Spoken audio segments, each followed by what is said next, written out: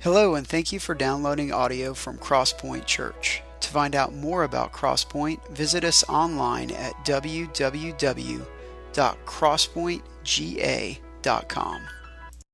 Today and gaining strength and all the things that come with that, you ladies know better than us guys do. Today, we are going to be talking about wrecking balls. When's the last time you thought about wrecking balls? When? Oh gosh, don't even go there. You can't say Miley Cyrus in church. That's like somewhere in the fine print. He does need praying for. We're going to talk about this kind of wrecking ball. Most of you, well, probably need to turn my remote on. Most of the time, when you think about wrecking balls, it's in the demolition aspect, and rightly so, because wrecking balls are something that are very useful.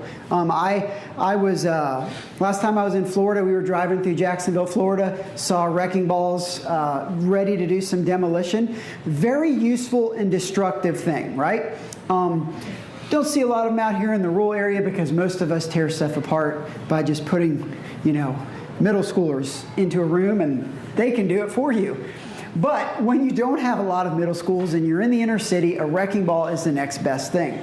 Now, wrecking balls, I was looking through the internet and found a really cool story about this person was having a really bad day. But in Pennsylvania, let's see where it was, in Albany College in Pennsylvania, they were demolishing their library. And turns out that the tether on the wrecking ball broke loose, and this wrecking ball rolled down the street, injured multiple people, damaged several cars, and stopped in the trunk of someone at a stoplight. It slammed into the back of their car and shoved them I think it was 5 feet forward into multiple other vehicles, and it finally stopped. And that's a very destructive force, right? And nobody needs to call me and say, Pastor Tommy, please come to the hospital. A wrecking ball went into the trunk of my car. I hope that never happens. But that is an illustration of the destructive force of a wrecking ball. Now, 2 weeks ago, and I was going to preach this last Sunday, but because Danielle went into labor, Hanson did a great job filling in for me. I appreciate that. I think they're on a vacation journey this morning. But I wanted to preach this as a part 2 to what we talked about the week prior. We were talking about the honor aspect of the aggression aspect of dads, of fathers, of men. And I had a part 2 to that because I couldn't get it all into one sermon.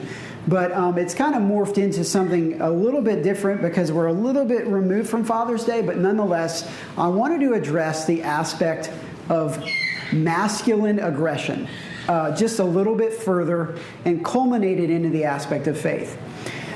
Just in our prayer time, I was praying with a couple of guys in the kitchen, and I think Mr. Wayman had brought it up in his prayer, just talking about what we're seeing in our culture with aggression, with anger, with hostility. We have shootings, we have terrorism, we have all of these things.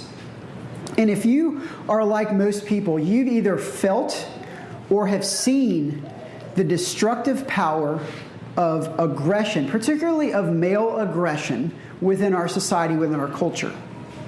Oftentimes, we don't see it a lot in church, although it's there in some cases. In our church, we've dealt with male aggression outside of our church in conversations with people, and I would factor in that it's going to be something that we deal with in the future.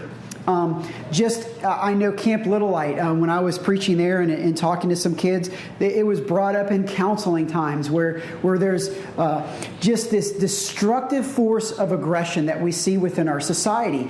And here's the thing, much like a wrecking ball, when it's untethered and when it's running amok and when it's loose, it is a very destructive force. But what we're going to see throughout this, as we go to the scriptures, what we're going to see, when aggression, particularly male aggression, in the context we're talking about, somewhat removed from Father's Day, but nonetheless, I want to get this in there, is that when it's tethered, it is a very useful and very necessary thing. Okay? Now, I came across a quote, really good one, I wanted to share with you this morning. And it's a reworking of the knights and King Arthur and Camelot and all that. It's called Les Morts d'Arthur. I think I got that right. Thou wert the meekest man that ever ate in the hall among ladies, and thou wert the sternest knight to thy mortal foe that ever put spear to rest. And so what the author here is talking about is something we kind of built on a couple weeks ago when we talked about the honor aspect of men and building that back in where there's an integrity, there's an honor, not removed from Christ, but in Him. That there can be two dynamics within masculinity. Because here's the thing, within the Christian church, oftentimes we praise the guy who's, sipping tea with his little daughter and having a nice tea set, and the guy who will come in dressed nice and lead his family in prayer and all of these things. And we affirm that and we want that. But oftentimes within the church, we don't have the other side of it. What he's talking about, the meekest man, and meek is a beautiful word, meaning it is strength under control. Not strength out of control, but strength in control. Oftentimes we praise one side of this, but we kind of shove into a box the guy who's wielding the spear. Oftentimes we don't affirm that within the church, and now we're seeing it definitely not affirmed within our culture. And that is a really, really false balance and is leading to, I think, a huge problem. Because there is no lack of aggression in our society.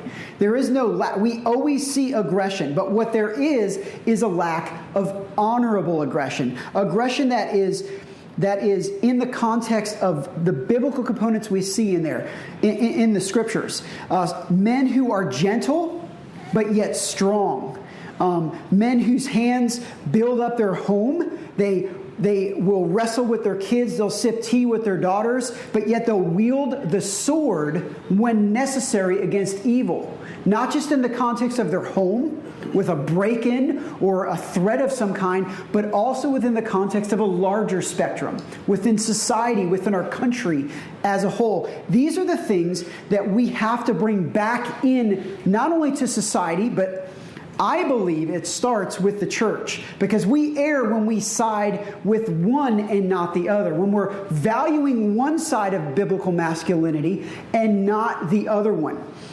Oftentimes we choose the more safe version of that, and we often try to suppress the one that is not so safe. Now, where is the biblical premise from this? I want to go to the book of Hebrews. Hebrews, the hall of faith, right? Hebrews chapter 11. And we're gonna start at the bottom of this text, and we're going to come back and reference the front here. So in Hebrews chapter 11, Paul is writing to the Hebrew people, and he's talking about their legacy, the history of the people. And he says this, who by faith conquered kingdoms. Now, who's he talking about? He's gone through a laundry list, just a who's who of biblical heroes, of people who have done great deeds for God in the name of God. And he comes to the end of this and he says, how in the world did they do it? And he starts off and says, who by faith. So he leads in with faith and he says, how are these things accomplished? By faith. What did they do?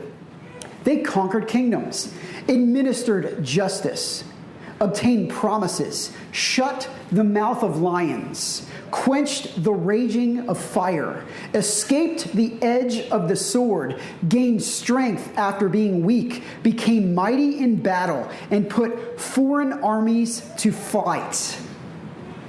These are the accolades of these people throughout the scriptures. And when you hear these, in the context of where we are, most people say, and I know you ladies, particularly you young ladies, say, where have all the good men gone? Where have all the good men gone? Men who did these kind of things. Men who accomplished great feats. Who shut the mouth of lions. Who quenched the fires. Who put foreign armies out of their borders. Right? It sounds alien and foreign to us nowadays. Because most of the time when we look at these type of people, and this is, I think, to our shame, we don't look to the church anymore. We look to our military, right? We look to civic organizations. We look to all things. The last thing we tend to look for, these type of people, is in the church.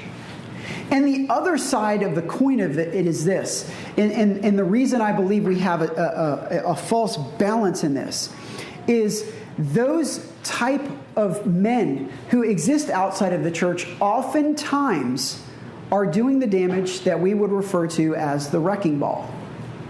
The loose wrecking balls that are rolling down streets, injuring people, destroying property, and ultimately landing to rest in the most wildest places.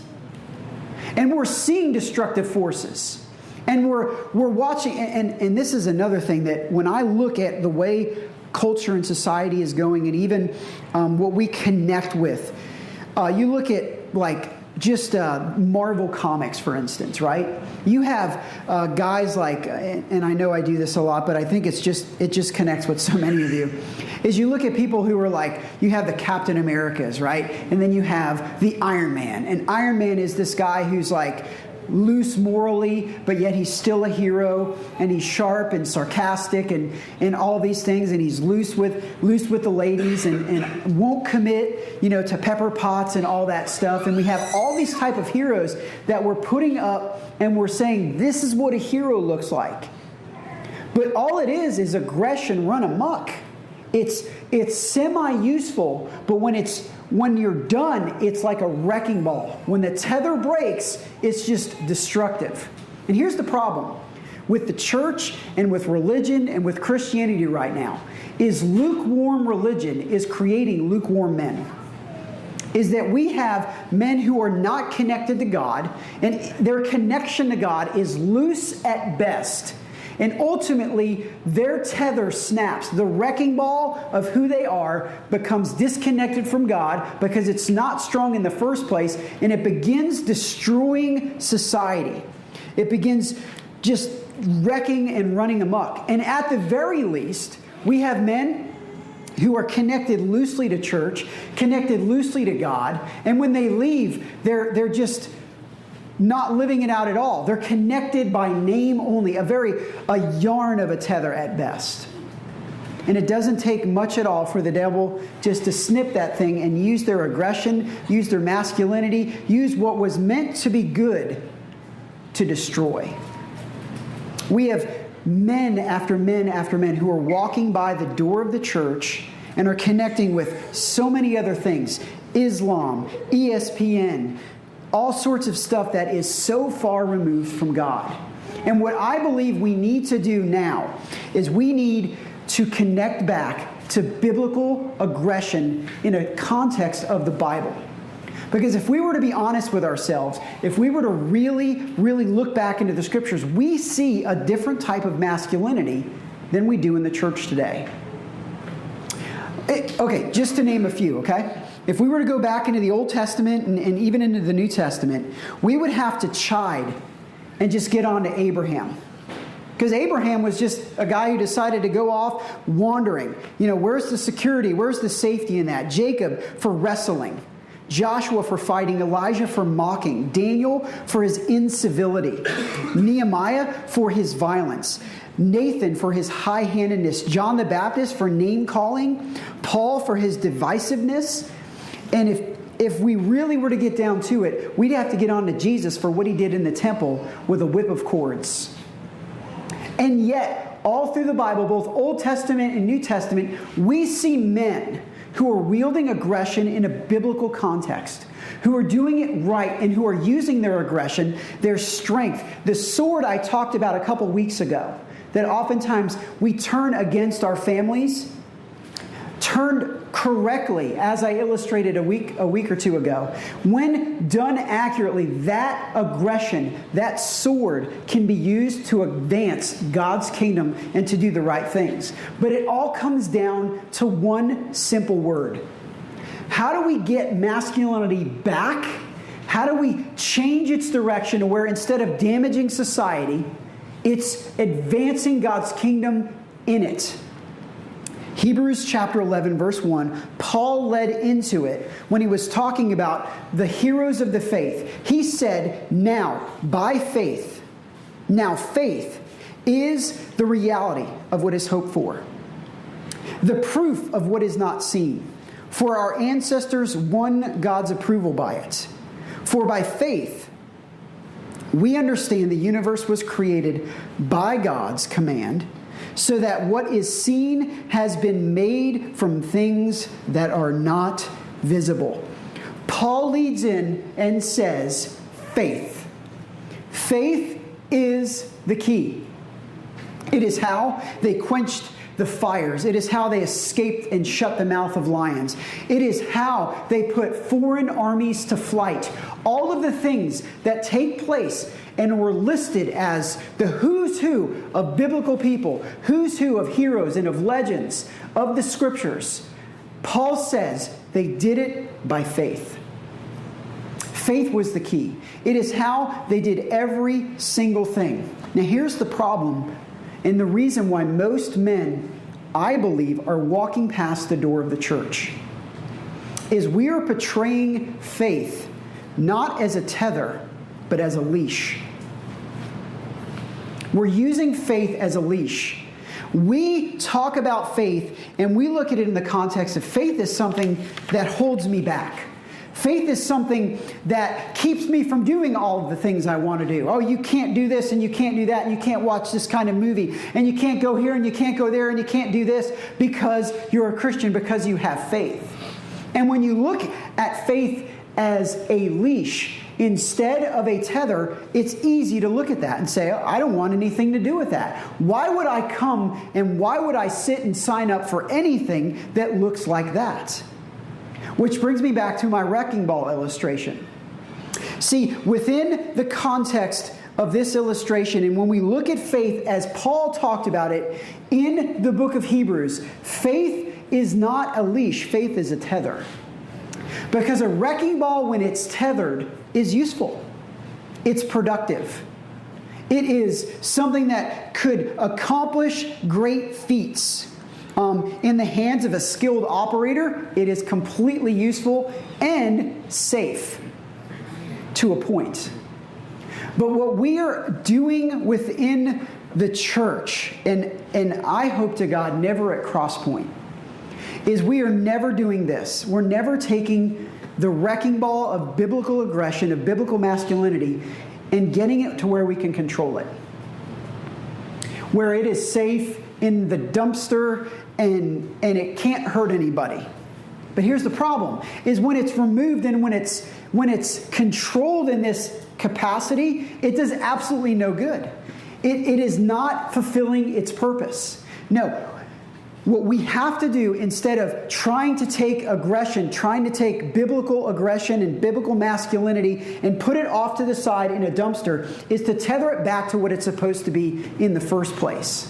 And that is connected to God. Not in the context of just societal norms, right? This is not a biblical masculinity that's based, and guys, hear me on this, it's not based on what kind of truck you drive.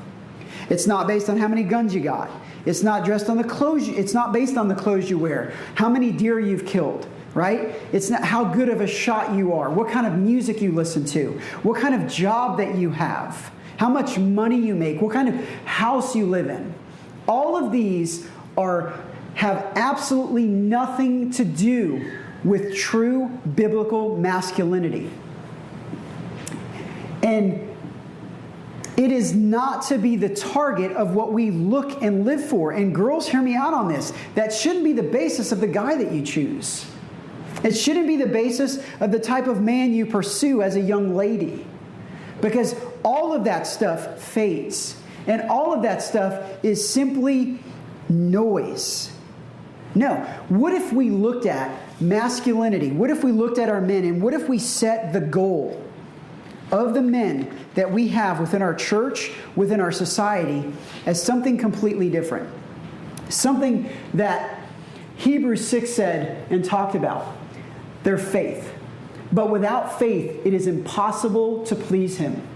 For he who comes to God must believe that He is, and that He is a rewarder of those that diligently seek Him.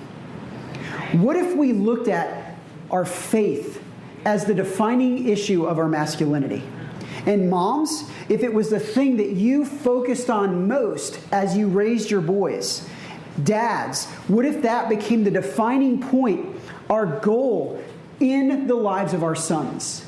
As you conduct yourself as a father, and even moms, as you conduct yourselves as parents, when you are bringing up your little boys, when you're raising your teenagers, what if we took the goal and instead of trying to control aggression and masculinity from a standpoint of stifling it, from putting it off to the side in a dumpster, from trying to squash all of the aggression and all of the masculinity that we see in our society, what if instead we fueled it? And instead try to tether it to the one who makes all things possible, the one who is supposed to have the control within our lives, and that is to Jesus Christ.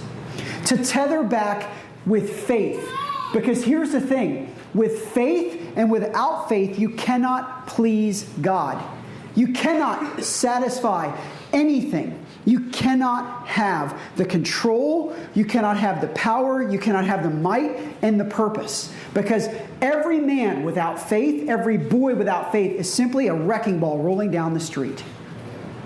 There's no control, there's no safety, there's no purpose, and there is no productivity whatsoever.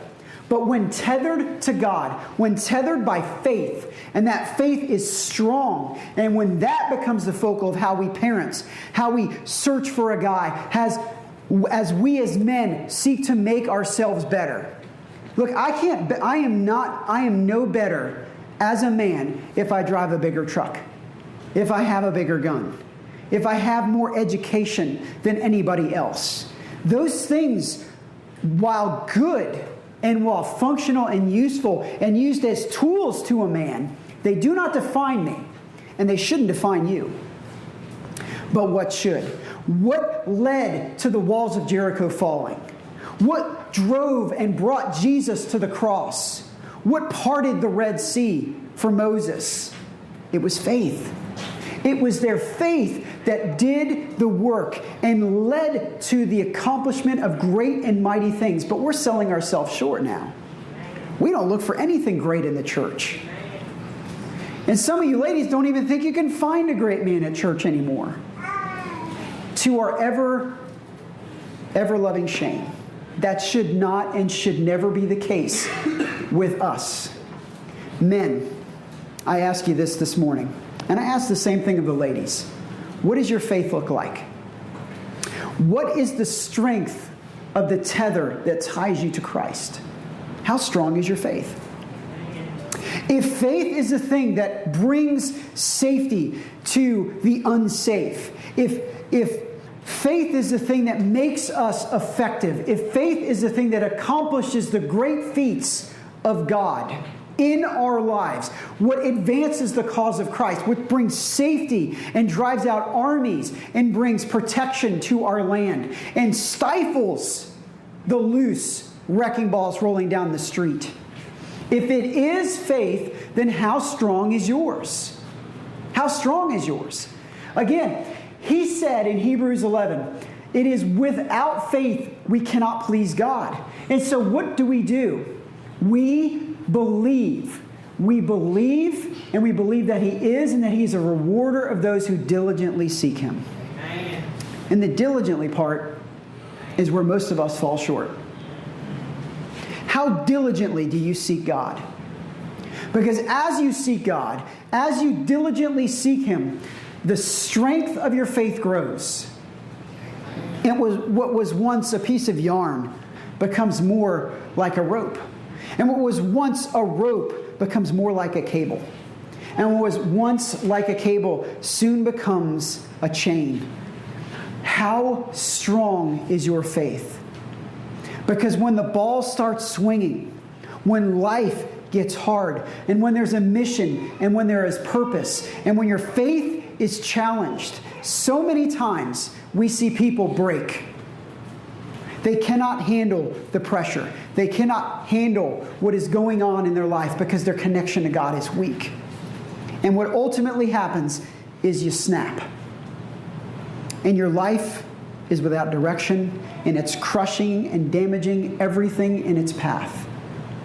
And for some of you men, your family has felt that at times. Your aggression has snapped wrong, and it has caused damage within your family. For some of you, looking back, you can look back to your years with your father and you could see aggression that was unbiblical. And some of you have felt the hand of unbiblical masculinity, and it has caused damage, either from your father, from men that you have been in close circles with, co-workers.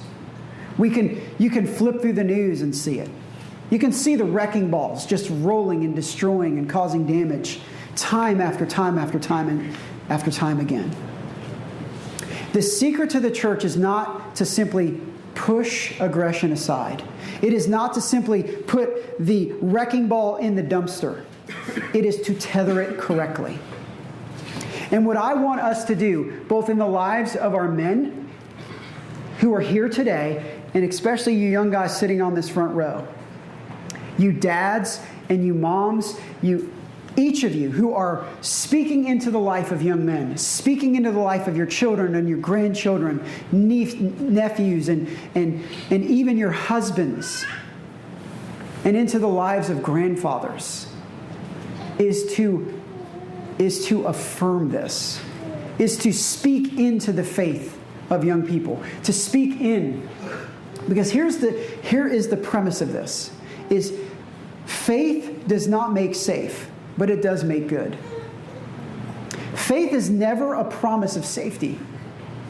For those of you who know and have walked in faith, you have known uncertainty, you have known danger, and that will always be the case when we walk in faith.